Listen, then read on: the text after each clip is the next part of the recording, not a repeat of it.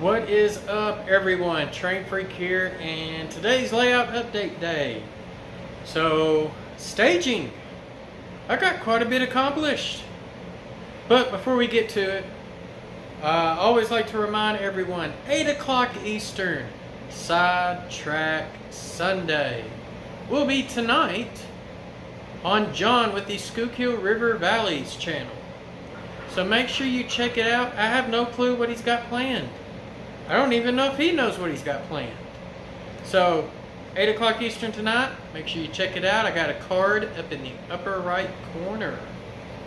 So, but yeah, as the Rock Island freight train is going by, this will probably be the last video that you see it with no sound. And that is because the other day I posted a video of me installing and programming Tsunami 2 in there. And I put a card up in the upper right corner for that video as well.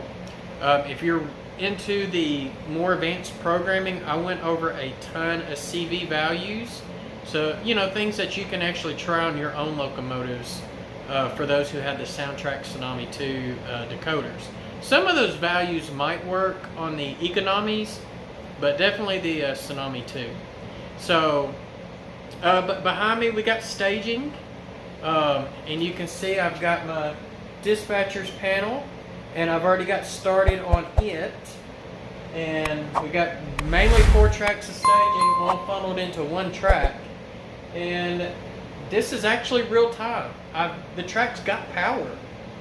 So, I'm not going to get into the JMRI portion of it, but I did want to bring the panel up so that way you could see it.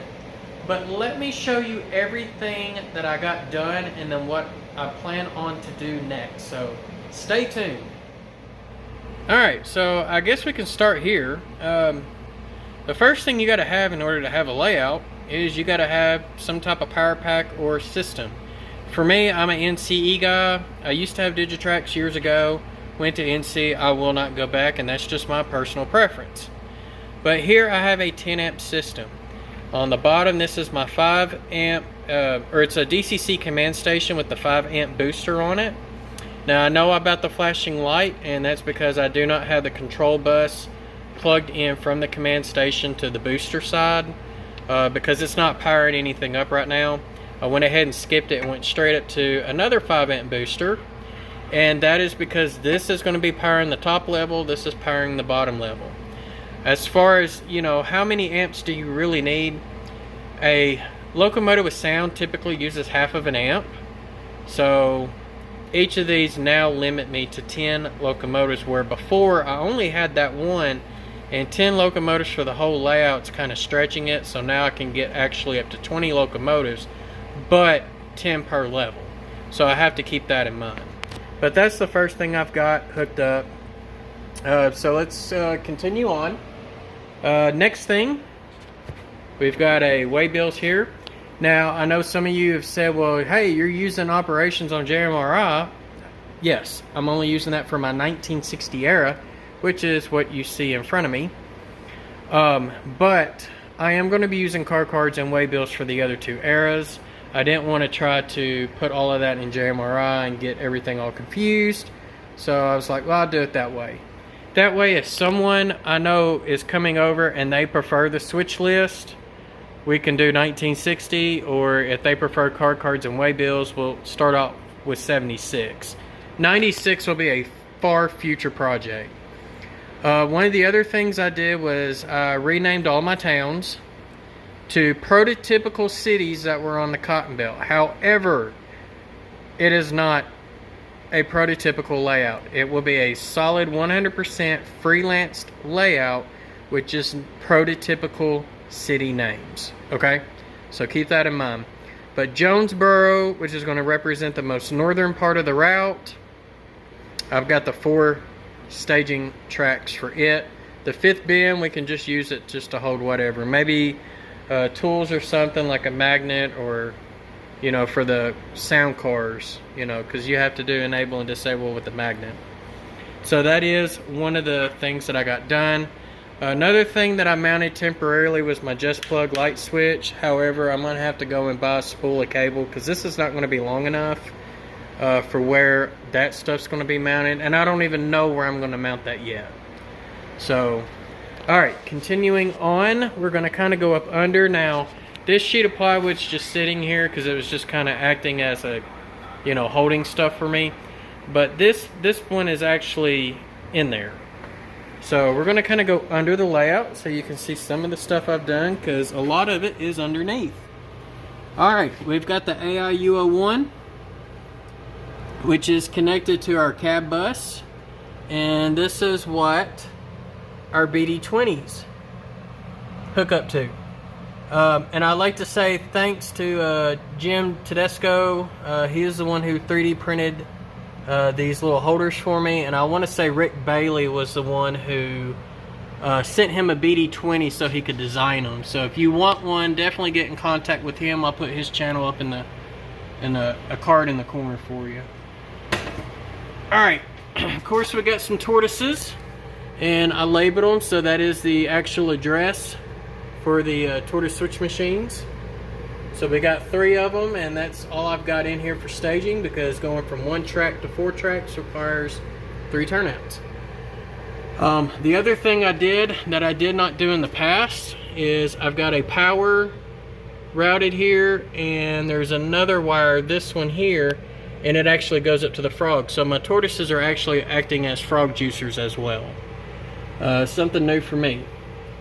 And of course, if you see all the blue and yellow communication wire, well, I made sure that I put this in an easy area that I could easily get to. And this is one of the original Switch-8s.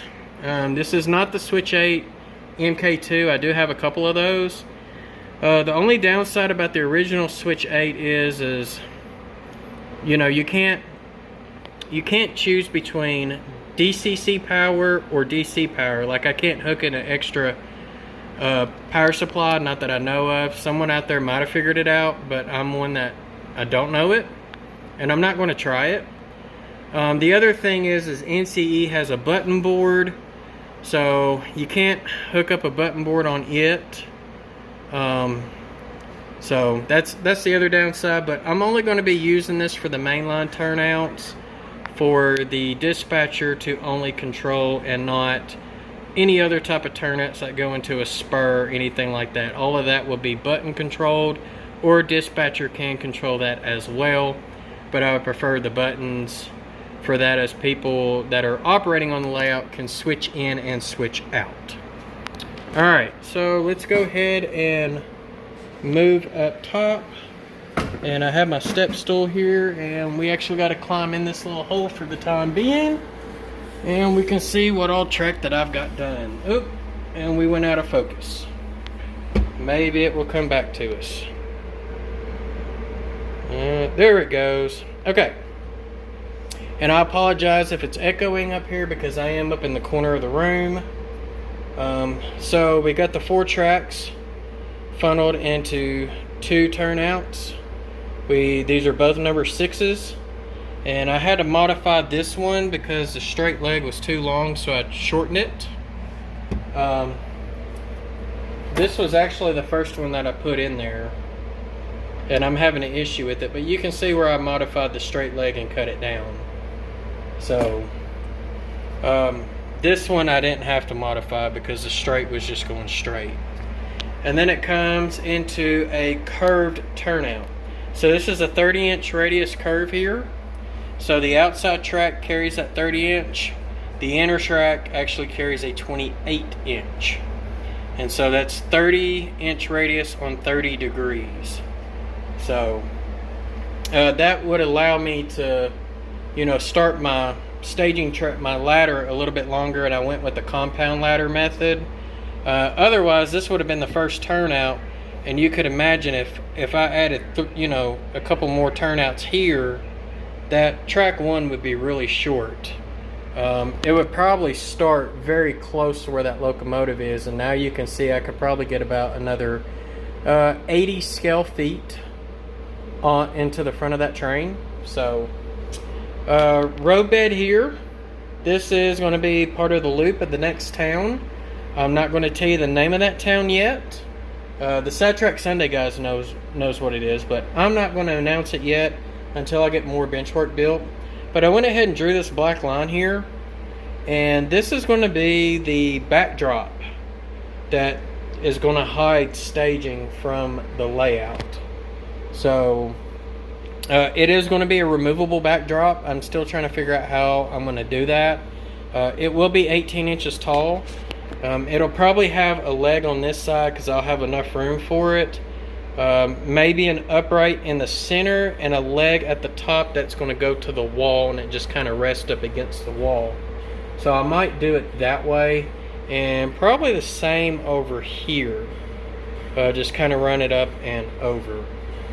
But the loop is theoretically supposed to continue, and this is about as far as the track that I got laid, because now I got to do more bench work. So that's going to be on the next segment.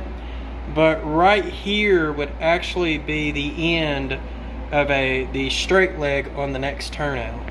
So this track here is actually going to come and merge in with this track here.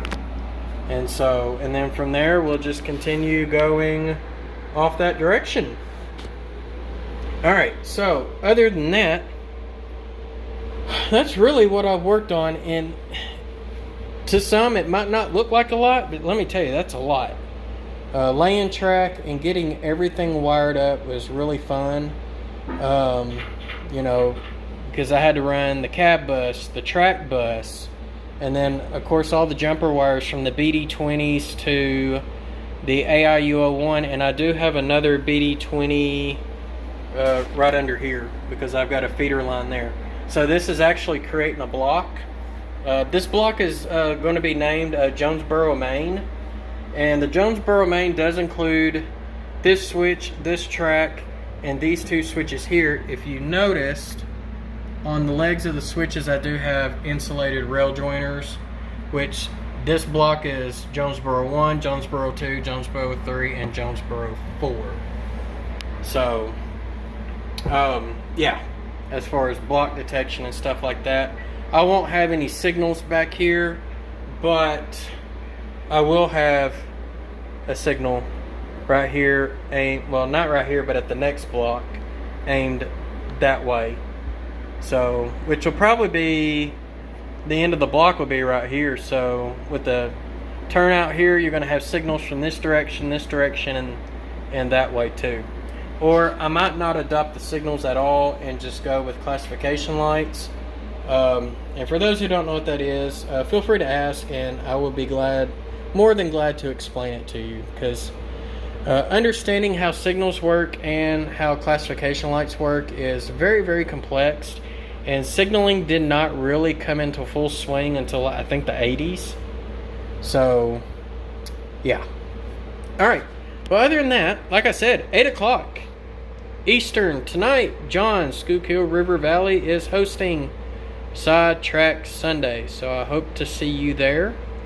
And then other than that, y'all have a great week. Be safe out there, and happy railroading.